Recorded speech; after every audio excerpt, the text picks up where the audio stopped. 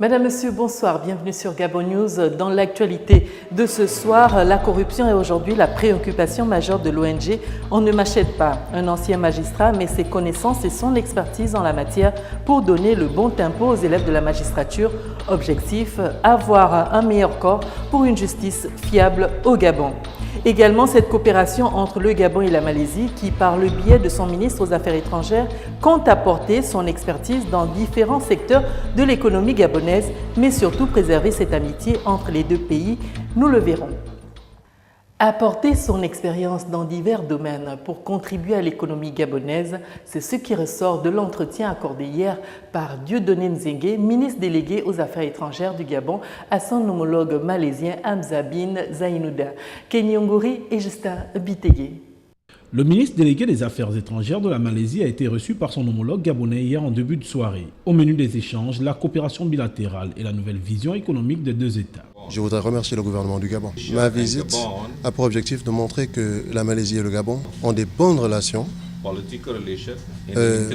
en termes de politique et dans les forums internationaux. Et maintenant, nous voulons renforcer cette relation à travers l'économie, une relation libre entre les deux pays. La Malaisie compte à travers cette visite apporter son expérience dans certains domaines autres que celui dans lequel il évolue depuis des années au Gabon. Nous avons eu une grande expérience dans le développement de notre propre pays. Les deux pays sont très semblables, similaires, en termes de culture, en termes de climat. C'est la raison pour laquelle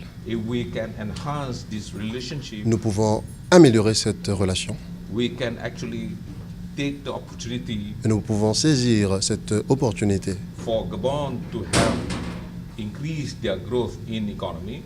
pour aider le Gabon à développer donc, son économie et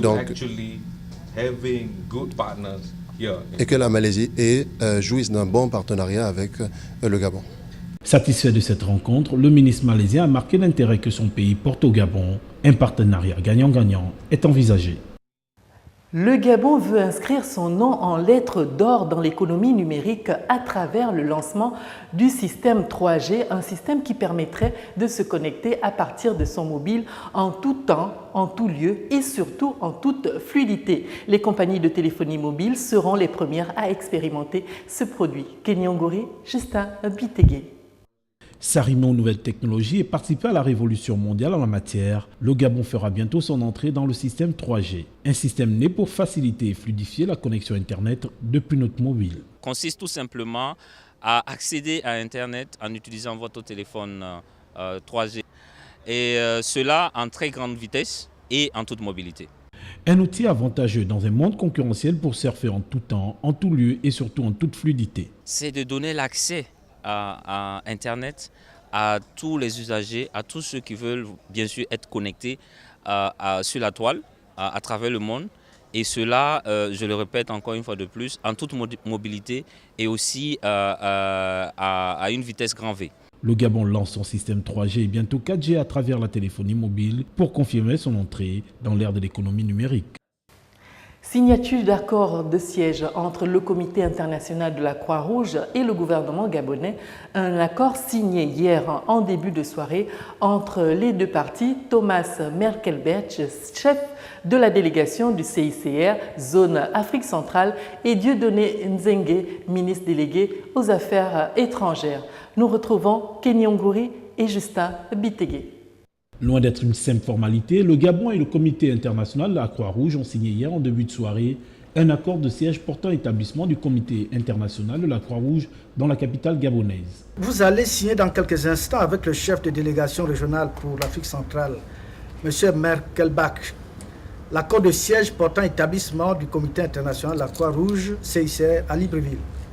Un contrat de confiance et une nouvelle page de l'histoire qui s'écrit pour les deux parties. Cette cérémonie de signature pour le CLR comme pour mon pays, nous permet aujourd'hui d'écrire ensemble une page de notre histoire, née le 1er juillet 2011, date à laquelle votre institution a été établie à Libreville. Cette histoire est celle d'un pays qui voudrait montrer à la communauté internationale dans son ensemble son attachement au droit. C'est pour le responsable de cette institution un honneur au moment où le CICR s'ouvre sa 150e bougie. Pour moi, c'est à la fois bien sûr un grand honneur d'être ici pour signer cet accord de siège qui consacre la relation de notre bureau présent ici avec le gouvernement et les autres autorités du Gabonais, mais c'est aussi un très grand plaisir parce que cette année, c'est le 150e anniversaire, si vous voulez, du CICR et de la famille Croix-Rouge. Le CICR est officiellement établi au Gabon depuis 2011 et la signature de cet accord démontre la volonté des gouvernants à contribuer à établir la paix dans le monde. C'est face aux élèves de l'École nationale de la magistrature que l'ONG On ne m'achète pas, Pierre Ndong Abogué, a fait hier une communication sur l'état de la corruption au Gabon. Une façon pour cet ancien magistrat d'attirer l'attention de ses élèves sur la nécessité de lutter davantage contre ce phénomène qui continue à gangréner l'État gabonais. Compte rendu de Philippe Oyaga et de Justin Bitegué.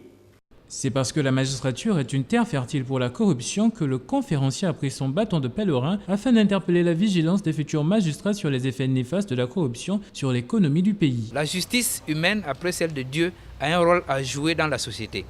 Si la justice tombe, l'État tombe. Voilà pourquoi nous avons choisi les futurs magistrats, les futurs greffiers, pour les sensibiliser sur le rôle qu'ils ont à jouer dans la lutte contre la corruption au Gabon. Pour étayer ces affirmations, ce dernier dit s'appuyer sur des chiffres soutenus par des instances internationales telles que le PNUD ou encore le FMI. Nous travaillons avec le PNUD, la Banque mondiale et le FMI. Mais je peux vous dire, ça vous pouvez trouver sur les sites, rien qu'en 2013, le Gabon a à peu près perdu près de 300 milliards de francs CFA. De l'argent qui aurait pu, par exemple, servir au financement des 5000 logements que le chef de l'État a promis, ou bien finir la route Toum-Kango. En tout cas, c'est beaucoup d'argent. Cette campagne de sensibilisation est donc pour son initiateur une tribune qui lui donne l'occasion de pouvoir tirer la sonnette d'alarme face à un phénomène qui tend à prendre de l'ampleur. Notre combat, c'est la sensibilisation des gouvernants comme des gouvernés pour dire arrêtons. Nous avons d'ailleurs notre motif. Arrêtons de tuer le pays où nos enfants iront mendier en Guinée équatoriale. Et c'est ça qui va arriver d'ici là. Parce que tout cet argent qui sort, le Gabon, d'ici là, peut être en banqueroute. Voilà un message qui ne manquera pas de pousser les pouvoirs publics à mobiliser davantage d'instruments juridiques afin de lutter efficacement contre le phénomène de corruption au Gabon. La note de religion de ce journal, l'archevêque de Libreville, Monseigneur Bazinvé, a célébré mercredi soir la messe du mercredi saint, encore appelée messe chrismale. C'est au cours de cette célébration que l'évêque bénit toutes les huiles qui seront utilisées pendant l'année. Il a invité les prêtres à un meilleur témoignage et à l'unité. Justin Bitegué pour Le Point. La messe chrismale est une célébration au cours de laquelle l'évêque bénit une fois dans l'année les huiles pour l'onction des malades, le baptême, la confirmation et les ordinations sacerdotales et épiscopales. Au cours de cette célébration, les prêtres du diocèse renouvellent leurs vœux d'obéissance à l'évêque. Alors que ces huiles saintes que nous allons consacrer tout à l'heure nous rappellent la tâche fondamentale de ce mot chrétien, et demandons au Seigneur que nous ne nous appelions pas seulement chrétiens, mais qu'en réalité nous le soyons à travers notre vie. Le Monseigneur Basile V. Engon, dans son homélie, marque la nécessité de l'attachement des prêtres à l'évêque. Nous devons être les fidèles intendants des mystères de Dieu, par l'annonce de la parole, par l'Eucharistie et les autres célébrations liturgiques. Voulez-vous, à la suite du Christ, notre chef et notre pasteur, accomplir ce ministère avec désintéressement et charité? Oui, je le veux. L'officiant a voulu rappeler au peuple de Dieu venu nombreux que l'Église doit rester une et que l'onction des prêtres dépend de l'unité qui doit prévaloir entre eux. Nous terminons avec la préparation du championnat All-Star Games. C'est ce à quoi s'attelle actuellement la Fédération gabonaise de basketball. L'annonce s'est faite ce matin lors d'une conférence de presse présidée par le secrétaire général de cette fédération. Écoutons-le au micro de Philippe Oyaga, Kenny Ongouri et Justin Bitegué. C'est face à la presse nationale que le secrétaire général de la Fédération gabonaise de basketball a annoncé la prochaine tenue du championnat All-Star Game. Prévue ce samedi, cette manifestation répond à 2 objectifs précis. Alors 2 objectifs essentiellement. Déjà ramener le public au stade, parce que depuis quelque temps on a connu une certaine accalmie. Mais nous avons aussi, par le système des statistiques que nous avons mis en place, la constitution future de notre équipe nationale. Une manifestation sportive qui devrait permettre à la direction technique de cette fédération d'enrôler des nouveaux talents dans l'équipe nationale de basket. Donc avec ce premier jeu, la direction technique nationale a l'occasion de prendre en compte les critères pour retenir les joueurs en sélection nationale qui doivent aller jouer donc les éliminatoires des Jeux africains prochainement au mois de juin, je crois, à Yaoundé. En dehors du championnat, des compétitions ouvertes à un plus large public seront également organisées. Nous avons des matchs de gala qui vont se dérouler avant, notamment le match des U14, donc les minimes. Nous aurons le lycée Léomba contre le lycée Paul-Igégène Gondjou. Nous avons un match de gala féminin entre la sélection senior et la sélection des U21. Et enfin, un match de vétérans, pour ne pas oublier qu'eux aussi ils ont joué.